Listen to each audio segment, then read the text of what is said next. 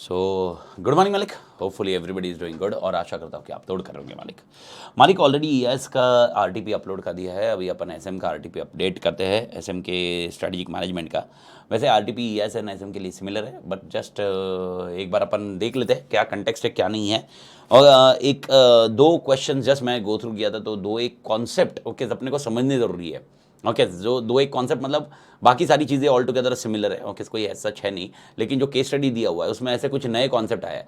अब वो नए कॉन्सेप्ट अपने सिलेबस में नहीं है या अपने कंटेंट में नहीं है, तो वो कॉन्सेप्ट पे अपन दिमाग लगाने लगते हैं, अरे भाई ये तो मालूम ही नहीं था अपने को। अरे नहीं मालूम था तो वो कॉन्सेप्ट हो ही नहीं सकता आंसर, बस ये अपने को समझना जरूरी है। That is exactly what we need to understand. Okay मालिक, तो let's start with your strategic management RTP. Okay आज रात को ऑडिट का आरटीपी भी अपलोड हो जाएगा, इवन लॉ का आरटीपी भी अपलोड हो जाएगा। एंड साथ साथ में जैसे जैसे जा रहे हैं कंटेंट ये चैनल पर अपलोड होते जाएंगे, तो चैनल को सब्सक्राइब करिए, लाइक करिए, शेयर बटन करिए, मतलब शेयर करिए कंटेंट को, लाइक बटन दबाइए और बस तोड़ मालिक, तोड़ करते हैं मालिक। तो स्ट्रेटेजिक मैनेजमेंट में अपना सबसे पहला ओके केस स्टडी आ रहा है। केस स्टडी क्या है? एमसीक्यू का केस स्टडी है, यानी जैसे अपन ईआईएस में भी देखा है और ये चीज़ ऑडिट में भी देखोगे, लॉ में भी देखोगे, एक केस स्टडी होता है और उसके बेसिस पे एमसीक्यू पूछा जाता है। Okay, Anand, a fashion designer, okay, in Mumbai, from Mumbai, started a nail art parlor in posh Mumbai urban area in partnership with his colleague, friend Ananya. Okay, Ananya.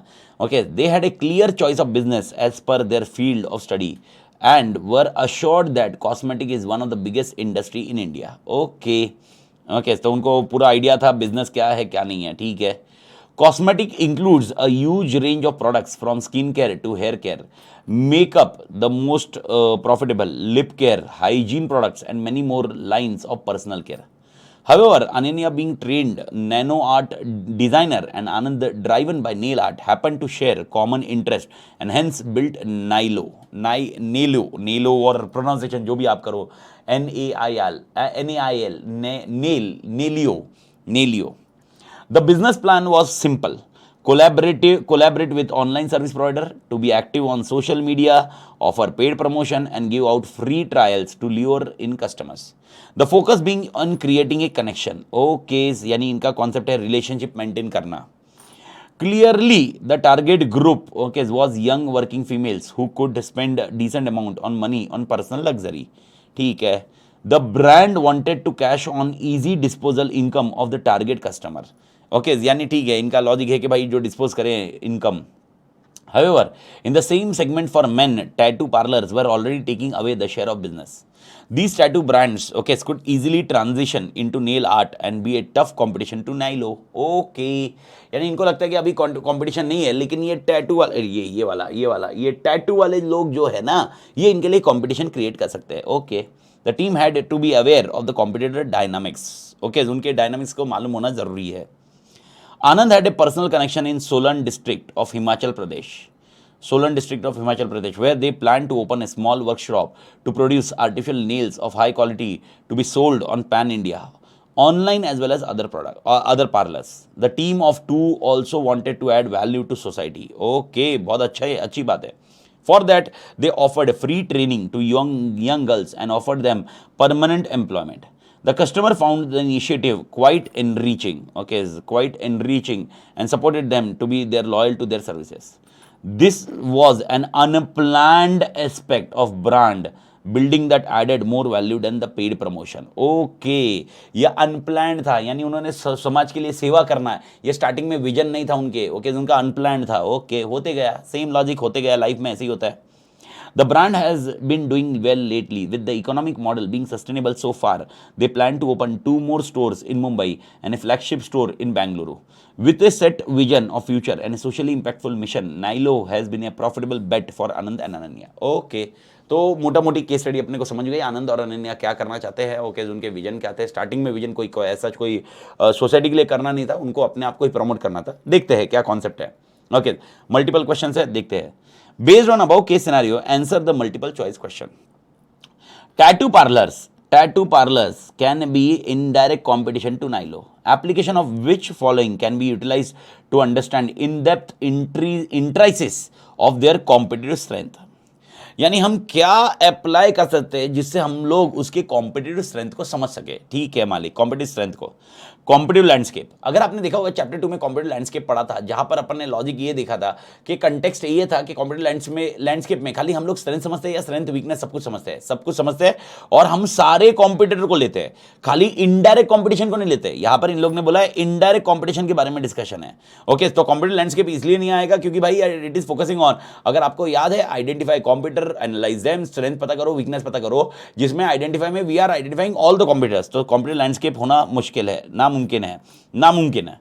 Identification tools, okay, I doubt identification tools क्या करेंगे। अब ये technically ऐसा कोई as such word अपन ने कहीं पर देखा नहीं होगा, लेकिन लॉजिक है। आइडेंटिफिकेशन टूल्स क्या करेंगे, आइडेंटिफाई करेंगे। सर क्या आइडेंटिफाई करेंगे, ओके, उनके स्ट्रेंथ क्या है, यहां पर उनको समझना है, in depth intricacies of their competitive strength, उनको समझना है, उनको एनालाइज करना है। ओके, यानी वो स्टेप्स क्या लेने वाले हैं उसके बारे में अंडरस्टैंड करना है। तो identification tool is only identifying. ठीक है, नेक्स्ट इज कॉम्पिटिटिव इंटेलिजेंस। क्या ये कॉम्पिटिटिव इंटेलिजेंस में आ सकता है, आंसर इज यस, हो सकता है। कॉम्पिटिटिव इंटेलिजेंस मतलब क्या, सामने वाले के स्टेप्स अपन ने अभी से एनालाइज करना और समझना सामने वाला क्या स्टेप्स लेने वाला है, that is called competitive intelligence. ठीक है मालिक। सर ऐसा कोई कॉम्पिटिटिव इंटेलिजेंस का कॉन्सेप्ट अपन ने पढ़ा था क्या, अगर आपको याद है चैप्टर 2 में इंडस्ट्री एंड कॉम्पिटिटिव एनालिसिस के अंदर जब अपन पढ़ रहे थे, ओके, 7 पॉइंट अपन ने पढ़े, तो इसमें अपन ने सबसे पहले एकदम बेसिक पढ़ा कि इंडस्ट्री को समझेंगे, सेकंड कॉम्पिटिटर को समझेंगे, तीसरा हम ट्रिगर्स ऑफ चेंज समझेंगे अगर आपको याद है, तो चौथा अपन समझेंगे ओके स्ट्रैटेजिक ग्रुप मैपिंग, अगर आपको याद है। स्ट्रैटेजिक ग्रुप मैपिंग के बाद सामने वाले के बारे में हम लोग उसकी स्ट्रैटेजी के बारे में पता करेंगे, and that is nothing but A competitive intelligence. Okay, तो ये पॉइंट हो सकता है। लास्ट देख लेते हैं, collation of all gathered information. Okay, ये भी नहीं होएगा। तो इन शॉर्ट यहां पर competitive intelligence is the best answer to be focused on. Sir competitive intelligence, okay, अगर आप 7 स्टेप देखोगे इंडस्ट्री एंड कॉम्पिटिटिव एनालिसिस के, उसमें 7वें स्टेप में आप 5वां देखोगे की सक्सेस फैक्टर के पहले वाला पॉइंट, आपको की सक्सेस फैक्टर होने वाला पहले वाला पॉइंट देखोगे तो उसके अंदर आपको ये स्ट्रक्चर मिल जाएगा। भारत माता की जय, क्या याद आएगा मालिक कुछ। ओके, तो नेवरदलेस पहला वाला सिनेरियो ये रहेगा मालिक। ठीक है मालिक। Second scenario, Anand decision of opening Solan workshop can be described as, okay, यानी उसने ओपनिंग सोलन वर्कशॉप क्यों खोला था उसने, ओके, अगर आप देखोगे सोलन डिस्ट्रिक्ट में वर्कशॉप खोला था आर्टिफिशियल नेल्स खोलने के लिए। ओके, तो ये इसका डिसीजन क्या है, horizontal integrated diversification, vertical, concentric, strategic alliance. Strategic alliance तो है नहीं, उड़ा दो। कॉन्सेंट्रिक, वर्टिकल, हॉरिजॉन्टल, मेरे ख्याल से हॉरिजॉन्टल तो है नहीं, ओके, क्योंकि नेल में है। ओके, वर्टिकल और concentric, most probably the vertical is a concept. Reason simple है, because this is like working as a raw material for their business. तो भाई वर्टिकल इंटीग्रेटेड डाइवर्सिफिकेशन अगर इसमें बात करें, 2 है, फॉरवर्ड एंड बैकवर्ड, तो मेरे ख्याल से ये बैकवर्ड है, सप्लायर के काम में एंटर करना। ओके, तो इसमें बेस्ट ऑप्शन है vertical integrated diversification. Concentric diversification और वर्टिकल में क्या डिफरेंस होता है, मैंने क्लास में समझाया हुआ है और ये मैंने रिवीजन लेक्चर में भी अच्छे से समझाया हुआ है कि जब कॉन्सेंट्रिक की बात करेंगे तो उस केस में ऐसा होगा कि कॉन्सेंट्रिक वाले सिनेरियो में रिलेटेड होना चाहिए, उस चेन में, उस प्रोसेस में नहीं बैठना चाहिए। यहां पर वो प्रोसेस में बैठ रहा है। भारत माता की जय, जेपा मालिक। ठीक है मालिक। Okay, next point, the main idea behind marketing is to connect with the customer. Okay, marketing का मेन आइडिया है connect with the customer. In this context which of the following has been willingly ignored by the marketing team at Nylo. Okay, यानी इनका target क्या है, इनका target है customer से connect करना। ओके, बाकी और दिमाग फोड़ी नहीं है। ओके, यानी इन्होंने कुछ सेट नहीं किया, बस कस्टमर से कनेक्ट करेंगे और उसके बाद उसको कन्वर्ट करेंगे, फ्री में देंगे और सब कुछ करेंगे। तो कौन सी चीज इनकी मार्केटिंग टीम ने इग्नोर की है, देखते हैं। मार्केट सेगमेंटेशन, अगर आप देखोगे मार्केट सेगमेंटेशन डिवाइडेड एकदम क्लियर था उनका। ओके, वो वुमन, यंग गर्ल्स, ओके, अगर देखोगे मार्केट सेगमेंटेशन क्लियर था। ओके भाई यार, उन्होंने सेगमेंट किया था, सेगमेंट क्या किया था, एक है okay group of working females. Market segmentation clear है क्योंकि उसके साथ रिलेशन बनानी है। मार्केट स्कैनिंग, ठीक है, मार्केट स्कैनिंग क्या होता है, स्कैन करना, पता करना। मार्केट पोजीशनिंग, दूसरे लोग किधर है, अपन लोग को किधर बिठाना। मार्केटिंग टारगेट, ओके, सबसे इंपॉर्टेंट पॉइंट है मार्केटिंग टारगेट। ओके, ये चीज उनसे मिसिंग है मालिक। सर ऐसा क्या सीन है, when I am discussing A market segmentation and marketing target, ये दोनों में डिफरेंस क्या होता है, please understand. Market segmentation is basically dividing the market. Okay, segment divide कर दो, बस ये सेगमेंट को ही देखेंगे हम, दूसरे सेगमेंट को नहीं देखेंगे। तो segmentation is very clear, nail art. Okay, I am not focusing on any other segmentation in nail art. Okay, हम लोग देख रहे हैं कस्टमर्स विथ वुमन, सेगमेंटेशन हो गया। टारगेट, मार्केटिंग टारगेट ऐसा सच कुछ नहीं है मेरा, आप समझे। मार्केट सेगमेंटेशन हो गया मेरा, वुमन है, ओके, मुझे नेल में ही करना है, वुमन है, ये सेगमेंटेशन क्लियर है। मार्केटिंग टारगेट कुछ नहीं है, sir example marketing target as such अगर मैं बोल रहा हूं मार्केटिंग के लिए भाई मैं ऑगमेंटेड मार्केटिंग लाऊंगा या ऐसे कॉम्बिनेशन कुछ भी नहीं, हम ये जा रहे हैं ओके इसके भाई हम लोग काम करेंगे, जैसे जैसे रिलेशनशिप बढ़ेगी वैसे वैसे काम करेंगे, फ्री में दे देंगे, डिस्काउंट देंगे, ऑनलाइन वालों के साथ अटैच करेंगे, देखा जाए तो सब कुछ है।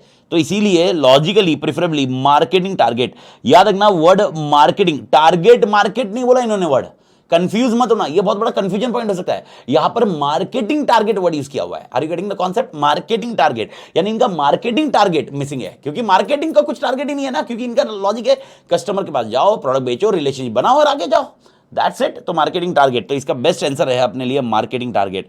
ये दोनों पॉइंट है नहीं, मार्केट स्कैनिंग किया हुआ इन्होंने, स्कैनिंग पोजिशनिंग ओके ठीक है, इसमें यहां पर कहीं पर भी पोजिशनिंग के बारे में अपडेट नहीं है, लेकिन मार्केटिंग टारगेट मिस है यहां पर okay. Based on question 3 above okay, ये थर्ड में जो मिसिंग है 3 above okay, what is a core methodology behind willingly ignoring a major aspect of marketing okay. ये क्यों मार्केटिंग टारगेट मिस कर रहे हैं, क्यों ये कोई प्रकार का मार्केटिंग में उतर नहीं रहे, कारण क्या है, कारण क्या ये स्वॉट एनालिसिस है, इन्होंने स्वॉट एनालिसिस बहुत किया हुआ है, founders area of expertise example, BCG matrix है जिसमें ये कैश का हुआ है ओके, विजन है to employ under privilege youth okay, यार मिशन है national leader in new cosmetic magnet. सबसे पहले इसमें ऑड मैन आउट निकालते हैं, विजन वाला तो कॉन्सेप्ट उड़ा दो ओके, ये मैंने आपको बताया, ये अपने को स्टार्टिंग में विजन था ही नहीं, ये अपने डिस्कस भी किया, विजन था ही नहीं okay. Mission to be national leader in new cosmetic segment okay, ऐसा कोई मिशन इन नेशनल लीडर, बस इनको बिजनेस तोड़ करना था ओके। तो मिशन वाले कॉन्सेप्ट में भी मेरे को नहीं लगता कि यहां पर कहीं पर भी कुछ कॉन्सेप्ट है। बीसीजी मैट्रिक्स, कैश काउ हुआ है या नहीं हुआ है, they are earning good profit, लेकिन okay this cannot be the reason okay why we are not doing the marketing target. Marketing target क्यों नहीं कर रहा हूं, तो द बेस्ट रीजन इज मेरे ख्याल से यहां पर स्वॉट analysis founders area of expertise. Reason simple है, वो क्यों एज सच ओके मार्केटिंग का टारगेट लेके नहीं चल रहे हैं, रीजन सिंपल है क्योंकि मेरे को मालूम है मेरे कोर एरियाज क्या है, और जो मेरे कोर एरियाज है एक बार कस्टमर ने मुझे पसंद कर लिया, आंख बंद करके कस्टमर मुझे वापस बुलाएगा, that is a core area, that for therefore this concept need to be focus on picture okay. तो यहां पर पहला वाला आंसर बेटर ऑप्शन होगा। सर दूसरा वाला नहीं हो सकता क्या, दूसरा वाला कैश काउ के लिए आपको रिलेटिव किसी और का देखना होगा, तो मार्केट कैश काउ के लिए मार्केट ग्रोथ जो है ना वो कम होनी चाहिए, यहां पर मार्केट ग्रोथ कम है, यहां पर कहां पर दिया हुआ है, तो ये कैश काउ होने की संभावना बहुत मुश्किल है, क्योंकि कैश काउ के लिए मार्केट ग्रोथ कम है, मार्केट शेयर इनका ज्यादा है लेकिन मार्केट ग्रोथ कम है, ये किधर मालूम पड़ रहा है, मुश्किल है। विजन हो नहीं सकता, ये मैंने आपको बता दिया। मिशन का कॉन्सेप्ट, नेशनल लीडर का कॉन्सेप्ट उनके वर्डिंग्स में कहीं पर भी नहीं है, उनको शेयर करना है बस, बात खत्म। तो कहीं ना कहीं यहां पर उनका एरिया ऑफ एक्सपर्टाइज एकदम तोड़ है, इसीलिए वो लोग है ना ओके मार्केटिंग कैसे करना उस पर दिमाग थोड़ी नहीं कर रहे हैं। इन शॉर्ट अपन ऐसे ही होता है ना ओके, अभी एग्जांपल मेरे को मालूम है मेरे कोर एरियाज पढ़ाने के ऊपर है, कॉन्सेप्ट के ऊपर है, मैं काय के लिए कुछ एक मार्केटिंग के लिए मैं डेफिनेटली कस्टमर से रिलेशनशिप बनाऊंगा ओके, किसी की क्वेरी आएगी मैं उसको सॉल्व करूंगा, उसके ऊपर उसको अपडेट दूंगा, कुछ ऐसा सिनेरियो होगा, लेकिन एक तरह की मार्केटिंग उस पर नहीं करूंगा ना मालिक। That is exactly we are discussing in this context, ठीक है मालिक। तो तोड़ भारत माता की जय, मेरे ख्याल से ये कॉन्सेप्ट समझा, तो 3 and 4 ये अपने लिए समझने लायक था, good concept, good question to be done before examination मालिक।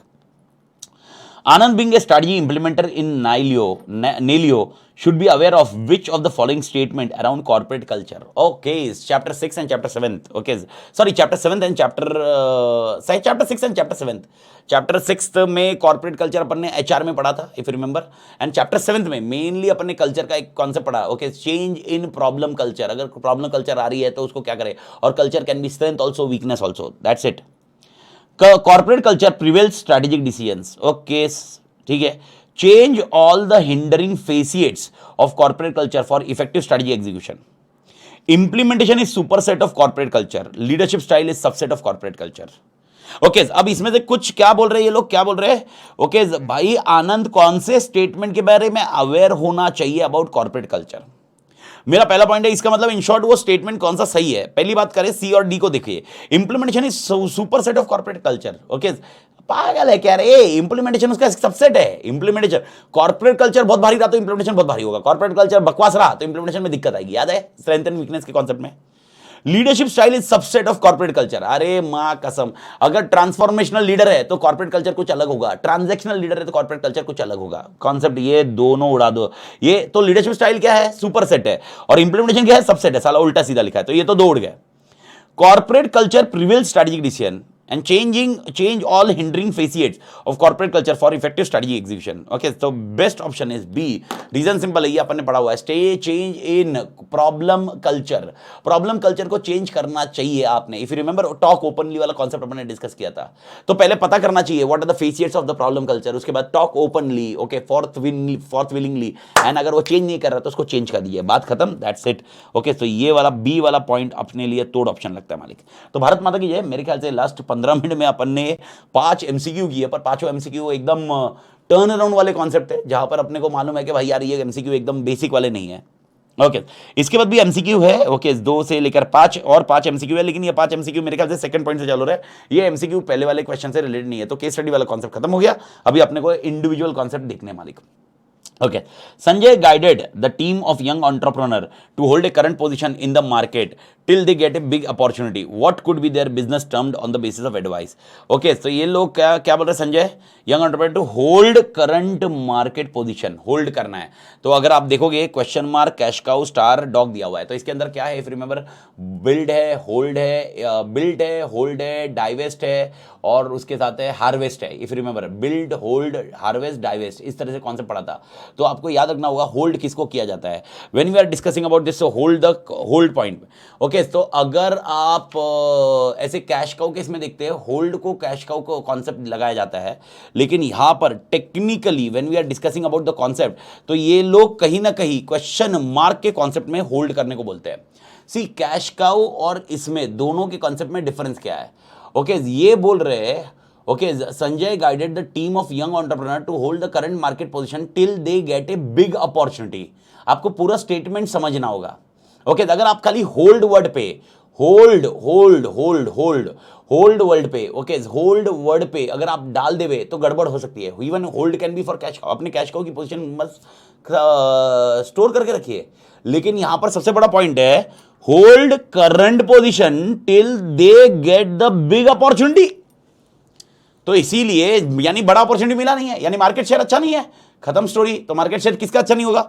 दो ही चीज का, क्वेश्चन मार्क और डॉग. अब ये दो में से होल्ड किसको करना चाहिए? डॉग को तो डाइवर्सिटी करना चाहिए. Question mark is the best option. Cash cow और क्वेश्चन मार्क में कंफ्यूज हो सकता है. मेक इट श्योर ये क्वेश्चन बहुत अच्छे से समझिए. मेरे ख्याल से क्वेश्चन समझा मालिक? ओके, क्वेश्चन नहीं समझा होगा तो मेरे को मैसेज कीजिए, व्हाट्सअप कीजिए, बट नेवरदलेस मेरे ख्याल से लॉजिक समझा होगा. अगर मैं खाली होल्ड बोलता हूँ, होल्ड अपनी पोजीशन करके रखिए. ओके, देखिए, अगर आप 4 स्ट्रेटजी समझोगे तो बिल्ट है, होल्ड है, हार्वेस्ट है, डाइवेस्ट है. हार्वेस्ट मतलब पैसा निकालते जाइए. ओके, होल्ड होल्ड होल्ड अपनी पोजीशन करिए. होल्ड किस में रहता है? कैश काउ में रहता है. लेकिन कंफ्यूजन यही है कि वो होल्ड के आगे क्या लगा है? Till that they get a big opportunity. तो यानी इनके पास मार्केट शेयर है ही नहीं अभी तक. तो जब तक मार्केट शेयर नहीं मिल रहा है तब तक अपनी वॉइस, अपनी पोजीशन को होल्ड करके रखिए. Therefore it is A question mark. Bharat माता की जय. समझ में आया मालिक? Perfect, Malik. Okay, Sumedha has a homegrown brand which makes a traditional lehengas. Okay, she thought of expanding her business and added linen jackets and cotton trousers to her product line. Which strategy is she working on? ठीक है मालिक. Okay, यानी मैं लहंगा बना रहा, मतलब सुमेधा लहंगा, मैं किधर, सुमेधा इनटू लहंगा बनाने के इसमें. ओके, उन्होंने जैकेट और कॉटन ट्राउजर चालू किए. ठीक है, तो अगर यूजुअली ये देखा जाए तो कॉन्सेंट्रिक डाइवर्सिफिकेशन होता है. इफ रिमेंबर, लहंगा वाला लहंगा का क्लॉथ मैन्युफैक्चर करने लगा तो बैकवर्ड. ओके, लहंगा बेचने के लिए, सेल करने के लिए लगा तो फॉरवर्ड. लहंगा मैच किया तो हॉरिजॉन्टल. लहंगा के रिलेटेड कुछ आया तो कॉन्सेंट्रिक. और अगर लहंगा के अलावा वड़ा पाव बेचा, पाव वड़ा, ओके, तो कॉन्ग्लोमरेट. ये तो लॉजिक क्लियर ही है मेरे ख्याल से. ओके, तो देखते हैं. बैकवर्ड इंटीग्रेशन नहीं है क्योंकि कॉन्सेंट्रिक मोर है. इंटेंसिफिकेशन डिस्कस नहीं किया. डाइवर्सिफिकेशन वर्ड दिया है, हॉरिजॉन्टल डाइवर्सिफिकेशन. ओके, तो बैकवर्ड भी नहीं होगा, हॉरिजॉन्टल भी नहीं होगा. मेरे ख्याल से ये क्लियर है सबको. ओके, तो अभी आता है intensification and diversification. To be very precise, diversification word को अगर यूज करें तो डाइवर्सिफिकेशन में ये खाली वर्ड डाइवर्सिफिकेशन जब मिले ना, तो आप ये एनसॉफ के लॉजिक से लगाओ, यानी न्यू प्रोडक्ट न्यू मार्केट. तो इस कंटेक्स्ट में आप डाइवर्सिफिकेशन लगा सकते हो, लेकिन टू द एक्सटेंट भाई उसके प्रोडक्ट, जो नया प्रोडक्ट है वो रिलेटेड टू एग्जिस्टिंग प्रोडक्ट है, नया product related to existing product है. तो इसको मोर ऑफ इंटेंसिफिकेशन लगना बेटर ऑप्शन होगा डाइवर्सिफिकेशन से ज़्यादा. सर इंटेंसिफिकेशन क्यों लगेगा? इंटेंसिफिकेशन मतलब क्या है? 3 चीज़ें: market penetration, market development, product development. Product development अगर आपको याद होगा तो इंटेंसिफिकेशन में प्रोडक्ट डेवलपमेंट कंसेप्ट आता है, which is a related product. यानी जब कॉन्सेंट्रिक डाइवर्सिफिकेशन ना आए एमसीक्यू में, intensification will be the best option. The second option will be intensification. Intensification नहीं आए तो डाइवर्सिफिकेशन. तो 3 सीक्वेंस दिखने हैं. अभी ये कॉन्सेंट्रिक क्यों है ये तो सबको समझ में आ चुका चुका था। लेकिन कॉन्सेंट्रिक, अगर इसकी जगह कॉन्सेंट्रिक डाइवर्सिफिकेशन होता ना, I would have suggested concentric diversification, लेकिन कॉन्सेंट्रिक डाइवर्सिफिकेशन इज मिसिंग, तो we are using the concept of intensification. Okay, Raju started a samosa stall in a local market. An existing momo and bhelpuri stall owner started creating problem for him. This is an example of, okay, bargaining power of supplier. पागल है क्या? आलू वाला आलू आलू ले लो, कांदा ले लो, आलू ले लो, वो अगर प्रॉब्लम करेगा तो उसके लिए ये होगा, ठीक है। Threat of new entrants, perfect, okay, best example. अरे ये थ्रेट ऑफ न्यू एंट्रेंट्स है, वो लोग प्रॉब्लम क्रिएट कर रहे हैं सामने वाले के लिए। Substitute product, substitute product, okay, please understand, Raju को परेशान किया जा रहा है, मोमो वाले राजू को परेशान कर रहे हैं मालिक। तो अगर मोमो वाला राजू को परेशान कर रहे हैं तो ये सब्स्टिट्यूट प्रोडक्ट की वजह से नहीं कर रहे हैं, न्यू एंट्री की वजह से कर रहे हैं। हाँ, ओके, अगर समोसा बेचा है राजू की वजह से मोमो वालों को तो क्या दिक्कत हो रही है, ये सवाल आया, समझ में आया? अगर सवाल ये उल्टा कर दूं, राजू जो समोसा लेके आया उसकी वजह से मोमो वाले को क्या प्रॉब्लम हो रहा है, तो आपका आंसर हो सकता है सब्स्टिट्यूट। तो सब्स्टिट्यूट तो नहीं हो सकता इसमें, क्योंकि यहां पर सब्स्टिट्यूट का कॉन्सेप्ट नहीं है, वो नई एंट्री है, नेचर ऑफ राइवलरी, खत्म। थ्रेट ऑफ न्यू एंट्रेंट, खत्म, स्टोरी खत्म खत्म खत्म। लॉजिक समझ में आया मालिक? Okay, the activity of identifying the strongest and weakest company. Okay, आप भी स्टार्टिंग में आज 20 मिनट पहले मैंने आपको समझाया था स्ट्रैटेजी ग्रुप मैपिंग, इस पे तो डिस्कशन भी नहीं करूं। स्ट्रॉन्गेस्ट एंड वीकेस्ट कंपनी मालूम है ना, वो सर्कल बनाए थे ABC, ओके, जिसको 2 एक्सिस में डाला था, strategy group mapping. An airline operator providing a special launch at major airport to its frequent flyer. Okay, जो मेरे फ्रीक्वेंट फ्लायर है उसको लॉन्च फैसिलिटीज दी जाती है। This marketing technique is known as, okay, relationship marketing, augmented, social and signal. Social and signal उड़ा दो, augmented मतलब ऑफर्स दिए जाते हैं, ये ऑफर्स नहीं है, ओके, ये रिलेशनशिप मार्केटिंग में जाएगा, ऑगमेंटेड भी नहीं होगा। बात खत्म, तुम्हारे साथ रिलेशनशिप है ताकि तुम मेरे पास वापस आओ, दैट्स इट। तो nevertheless this is what a story we have discuss. Okay, तो मेरे ख्याल से एमसीक्यू की कहानी खत्म हो गई और ये लास्ट 20 मिनट में आपको एमसीक्यू समझ में आए होंगे। अभी जाते हैं, एक 15-20 मिनट में अपना कहानी खत्म हो जाता है with respect to descriptive questions. तो डिस्क्रिप्टिव क्वेश्चंस क्या क्या है? सबसे पहला, chapter 1, introduction to strategic management. 7th, a business organization cannot always plan all their strategies in advance and often need to blend plan strategy with reactive strategy. Do you agree with the statement? बात खत्म। ये answer chapter 1 का बहुत आसान सा answer है। Sir इसमें logic क्या लगाना है? लॉजिक एकदम सिंपल लगाना है। ओके, याद रखना, स्ट्रेटजी शुड बी प्रोएक्टिव और रिएक्टिव।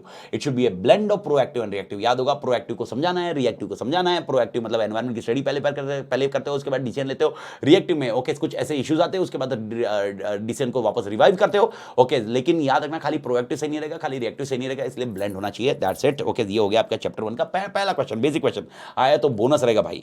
दूसरा, what are the benefits accrue by following a strategic approach, okay, to manage.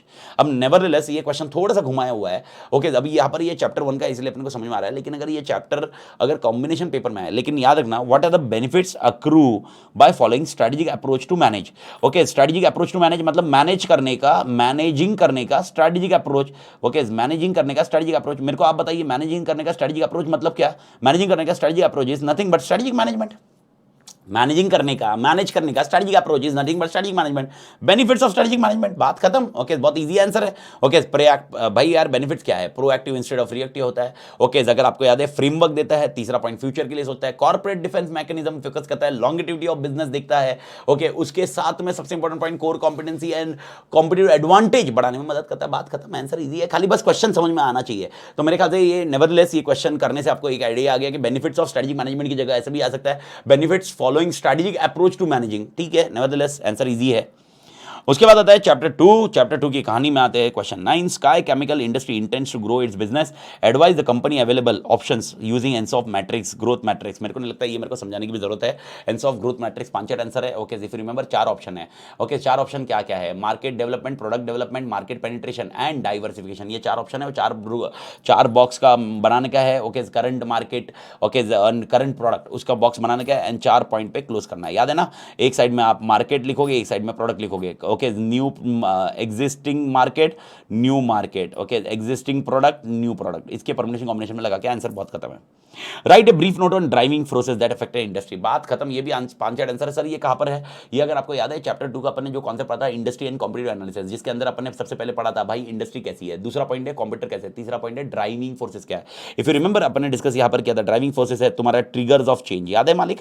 तो ट्रिगर्स ऑफ चेंज क्या है ये आपको लिखना होगा। ट्रिगर्स ऑफ चेंज क्या होता है? तो ट्रिगर्स ऑफ चेंज मैंने आपको बताया, it is nothing but A trend. अगर आपको याद है तो ट्रेंड क्या हो सकता है? It can be a internet, it can be a globalisation, it can be a technology, it can be a changes, it can be a innovation, it can be easy entry exit का easy point है। ये अपन structure वहां पर दिखा है, driving forces. Okay, तो driving forces के ऊपर लिखिए ट्रेंड वाला पॉइंट, वो पैराग्राफ आपको लिखना है, दैट्स इट। ओके, आपके पैराग्राफ बुक में पैराग्राफ मार्क किया हुआ है, टेक्स्ट बुक में देख लेना। ओके सर, ओके यूजुअली मैं कच्चा बादाम का एग्जांपल देता हूं यहां पर, ठीक है मालिक। चैप्टर 2 भी खत्म है, थोड़ इजी है। चैप्टर 3 की बात करें, strategic management process. Mission statement of company focuses on question who we are and what we do. Explain briefly. कुछ नहीं, मिशन का डेफिनेशन आपको अपडेट करना है और मिशन के बारे में बताना है। ओके, मिशन क्या फोकस करता है? करंट कस्टमर कौन है, करंट कैपेबिलिटी क्या है, करंट टेक्नोलॉजी क्या है, करंट मार्केट क्या है, करंट बिजनेस क्या है। ओके, मिशन स्टेटमेंट का अगर आपको याद होगा, ओके, जो डिफरेंस बिटवीन विजन मिशन में लिखते थे, okay, it is path for development and other things, path for development and other things, ये कॉन्सेप्ट अपन डिफाइन करते थे। ठीक है, मिशन स्टेटमेंट के बारे में लिखना है, मिशन का कैरेक्टरिस्टिक्स वगैरह कुछ भी नहीं लिखना, मतलब मिशन के वाई मिशन स्टेटमेंट और मिशन स्टेटमेंट के जो पॉइंट है, ओके, इंपॉर्टेंट पॉइंट्स है, वो कुछ लिखने की जरूरत नहीं है मालिक। बस मिशन स्टेटमेंट को, पैराग्राफ को समझाना है। 12th, Mr. Batra, working in Apex Corporation, a leading manufacturer of electronic product, is considering whether to enter the fitness tracker and smartwatches technology market. The market is growing rapidly, but the competition is fierce. Mr. Batra and his team has to decide whether to invest in R&D for fitness tracker and smartwatches technology to focus their core product. The decision could be a significant implication on company's future growth and profitability. Where would place Mr. Batra in organization hierarchy? What are the dimensions of decision taken by him? Logically simple है. Okay, देखो answer clear है। Strategic decision making का, strategic decision making के dimension है। अगर आपको याद है 6 डायमेंशन है। सबसे पहला भाई टॉप मैनेजमेंट को इन्वॉल्व करता है। ओके, वो ऑर्गेनाइजेशन रिसोर्स के बारे में सोचता है। ओके, वो फ्यूचर के बारे में है, लॉन्ग टर्म के बारे में है, मल्टी बिजनेस मल्टी फंक्शनल वाले एलिमेंट याद होगा तो। लेकिन इसमें क्वेश्चन में सबसे इंपॉर्टेंट पॉइंट क्या है? सबसे इंपॉर्टेंट पॉइंट है, अपने को कैसे समझेगा, ये रोल ऑफ कॉर्पोरेट मैनेजर क्यों नहीं लिखे। ओके, ये क्वेश्चन मेरे ख्याल से टेलीग्राम चैनल पे पूछा गया था किसी ने, सर इधर रोल ऑफ कॉर्पोरेट मैनेजर क्यों नहीं आएगा, मुझे कैसे समझेगा ये role of corporate manager chapter 1 का क्यों नहीं लिखूं मैं। तो मैं आपको बता दूं, यहां पर आपको ये समझना जरूरी है, लाइन पे फोकस करो। The decision could have significant implication for companies future and growth and profitability. यानी ये बोलते हैं बत्रा जो डिसीजन लेगा उसकी वजह से ग्रोथ एंड प्रॉफिटेबिलिटी में इंपैक्ट होगा। ओके, अब ये पॉइंट पे अगर मिस्टर बत्रा को बात करें तो mister Batra is an top level management. Okay, अब टॉप लेवल में it can be growth and profitability में top level can be business level also and it can be a corporate level also. It cannot be only a corporate level malik. Business level is also responsible for profitability and growth. You are already aware, cost, leadership, okay, the differentiation and other things. Okay, तो here ये एक सबसे पहला point है जिससे अपने को समझ में आ जाता है। सेकंड सिनेरियो एकदम क्लियर कट है। डायमेंशन तो तुमको वर्ड समझ में आ ही गया है, लेकिन अगर डायमेंशन सपोज नहीं आता तो भी किस वे से मुझे समझ में था, role of corporate level manager नहीं लिखना है और डायमेंशंस लिखने हैं स्ट्रेटेजिक डिसीजन मेकिंग के। ओके, तो अगर आपको कभी सवाल में ये आ रहा है कि मुझे डिसीजन लेना है, ओके, ये करूं कि नहीं करूं, अब ये सवाल के साथ में आप ऊपर का देखो। ओके, जो डिसीजन है मिस्टर बत्रा को डिसाइड करना है, ओके, आर&डी में इन्वेस्ट करे कि नहीं करे, तो डिसीजन मेकिंग हुआ ना, स्ट्रेटेजिक डिसीजन मेकिंग डिसाइड करना फंक्शन चालू करे कि नहीं, बिजनेस चालू करे कि नहीं, मार्केट चालू करे कि नहीं, तो कंटेंट को आपको ये ध्यान में रखना होगा। और role of corporate level manager आया तो चैप्टर 1 का एकदम बेसिक आंसर है, मालूम है ना, 8 पॉइंट है भाई यार। वो ओवरऑल कॉन्सेप्ट है जिसमें स्ट्रेटेजी बनाता है, स्ट्रेटेजी इंप्लीमेंट करता है, oversee the development of organisation देखता है, रिसोर्सेज कैसे एलोकेट करना है वो देखता है, कौन से बिजनेस में होना चाहिए वो डिसाइड करता है, उसके अलावा लीडरशिप बताता है, okay, link between shareholder and organisation ये बताता है। लेकिन ये पॉइंट कहीं पर भी इसमें रिलेटेड नहीं है मालिक। ओके, तो ये क्लियर कट है। अभी यहां पर चैप्टर 3 है इसलिए तुमको समझ में आ रहा है, लेकिन लॉजिक भी समझ में आना चाहिए ना। It is all about decision making, सवाल इज अबाउट डिसीजन मेकिंग। तो आपने इसमें से अगर वर्ड देखना है, ये पॉइंट वेदर डिसाइड, वेदर ये है decision could have a impact, तो डिसीजन की बात चल रही है। तो role of corporate level manager से अच्छा डिसीजन की बात करिए, डिसीजन का कॉन्सेप्ट करिए। आत्मा क्लियर है मालिक, ये पॉइंट आपका हो जाना चाहिए। That is what your chapter 3 का concept comes into picture. Okay, ये होने के बाद आपके लिए आता है chapter 4, that is called corporate level strategies. Chapter 4 में क्या क्या सीन है? Redefinition of business is involved in both expansion and retrenchment strategy. Okay, however, method involved in execution is completely different. कुछ नहीं, आपको expansion और retrenchment दोनों समझाना है। ओके, मैंने आपको ये भी बताया था, मालूम है ना, retrenchment में भी redefinition of business होता है। retrenchment 3 तरह के होते हैं। ओके, पहला होता है आपके लिए टर्न अराउंड, दूसरा होता है divestment, तीसरा होता है liquidation। ओके, तो आपको यहाँ पर क्या करना है, यहाँ पर वो 3 चीजें नहीं समझानी है, आपको ये समझाना है retrenchment में क्या किया जाता है, retrenchment का बेसिक पैराग्राफ और expansion का बेसिक पैराग्राफ, ये लिख दो और खत्म कर दो स्टोरी।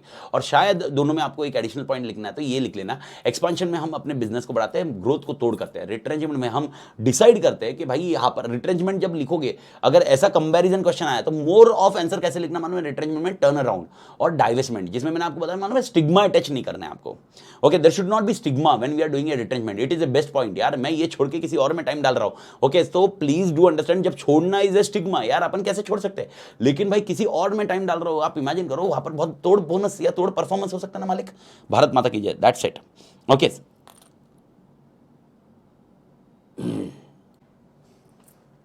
तो अगले सवाल की तरफ बढ़ते हैं, that is your question number 14।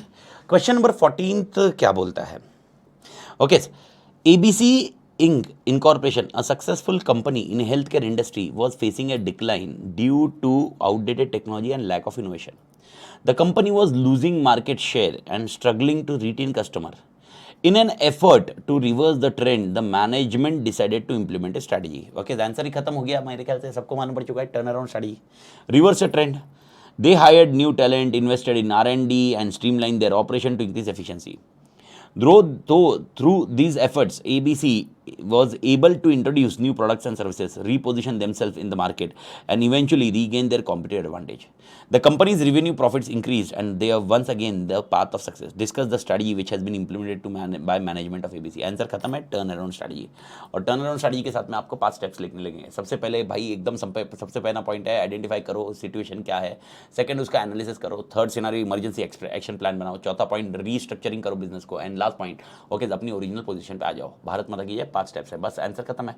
और टर्न अराउंड स्ट्रेटजी, मैं एक चीज़ आपको क्लियर कर देना चाहता हूँ, ये मैंने लेक्चर के टाइम पे भी समझाया है, मैंने बहुत सारे जन को वॉइस नोट में भी भेजा हुआ है और टेलीग्राम पे भी भेजा हुआ है। यूजुअली कुछ ऐसा सवाल आया, okay, when the question comes like this, discuss the strategy which has been implemented by management of ABC. Now please do understand, if this is a chapter 4, it is clearly mention, chapter 4 है इसलिए अपने को समझ में आ रहा है। लेकिन what in examination अगर ऐसा क्वेश्चन आया तो बहुत बार स्टूडेंट बोलते हैं सर हम कंफ्यूज हो जाते हैं कि whether it is about chapter 4 और चैप्टर 5, बिकॉज चैप्टर 4 में भी स्ट्रेटजी है, चैप्टर 5 में भी स्ट्रेटजी है। लेकिन कंफ्यूज होने की जरूरत नहीं है मालिक। ओके, आपको क्लियर कट हिंट दिया जाएगा या क्लियर कट बताया जाएगा कि आपको क्या किया जाएगा। डेफिनेटली वो लोग लिख नहीं रहे हैं आई डिस्कस द स्ट्रेटजी लिखा है, वो लिख नहीं रहे discuss the corporate level strategy या discuss the business level strategy या discuss the Michael Porter strategy या discuss the glue Clarence strategy. अगर ऐसा डिस्कस किया है तो चीज़ें ठीक है, लेकिन अगर ऐसा डिस्कस नहीं किया तो आपको वो क्लियरली हिंट देंगे। ऐसा हो सकता है कि आपको एक ही आंसर में कॉस्ट लीडरशिप बनने की ऐसा भी फील आए और एक उसी क्वेश्चन में आपको ये बताया जाए ओके इसके भाई यार इसमें क्या सीन है। अभी एग्जाम्पल इसी क्वेश्चन को मैं थोड़ा सा मॉडिफाई करता हूँ, 1-2 मिनट में लेता हूँ आपसे।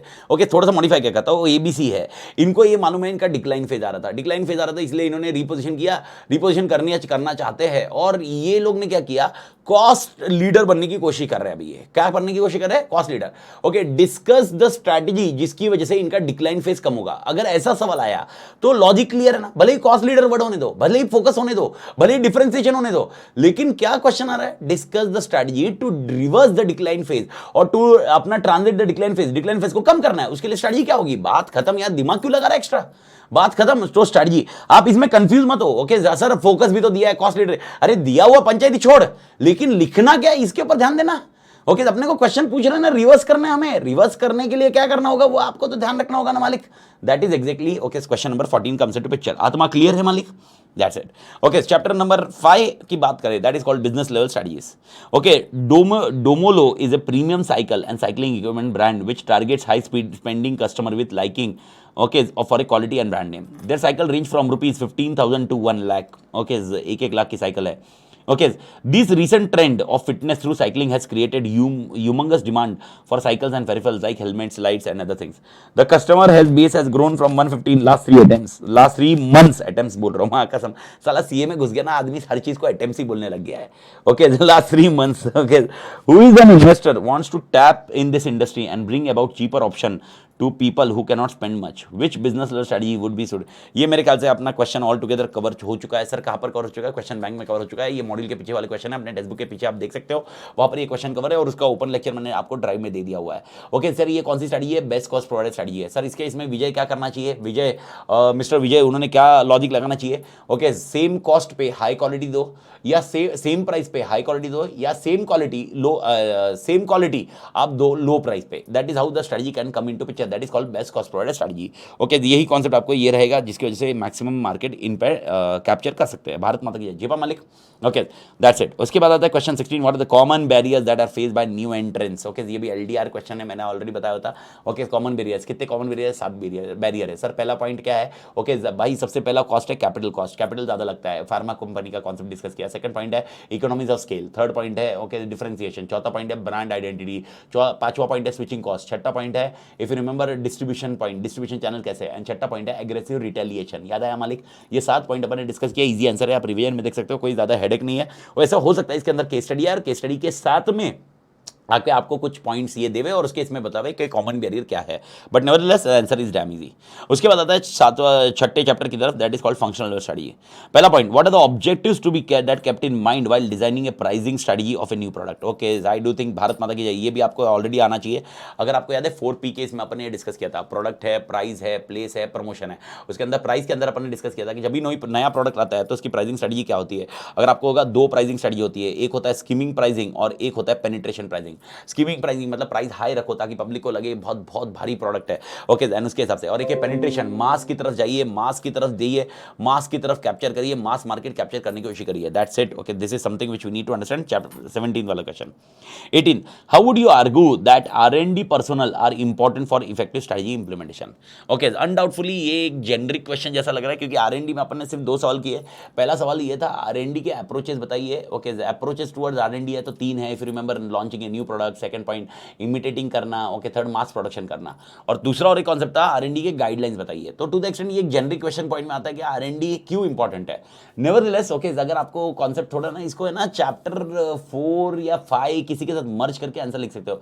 एग्जांपल R&D क्यों इंपॉर्टेंट है। अब मेरे को बताओ, अगर आपको प्रोडक्ट डेवलप करना है, ओके, अगर आपको प्रोडक्ट को डेवलप करना है, ओके, या तो आपको डाइवर्सिफाई करना है, कॉन्सेंट्रिक डाइवर्सिफिकेशन बोलो या हॉरिजॉन्टल बोलो या वर्टिकल में बैकवर्ड बोलो, डोंट यू थिंक R&D चाहिए जिसकी वजह से वो कॉन्सेप्ट लेके आएगा। या अगर आपको कॉस्ट लीडर बनना है या आपको डिफरेंशिएशन कोई प्रोडक्ट लाना है, don't you think R&D important है। R&D के बिना ये काम ही नहीं होगा। That is exactly you need to write out. इसका कोई आंसर आंसर नहीं रहेगा, लेकिन एक पैराग्राफ आप ये लिख सकते हो कि भाई इसके कंटेक्स्ट में R&D होना चाहिए। और दूसरी चीज आप ये ध्यान रखना, R&D में प्रॉब्लम क्या मालूम है क्या, R&D में पैसा डालने को रेडी हो, रिसोर्स मिलना मुश्किल है।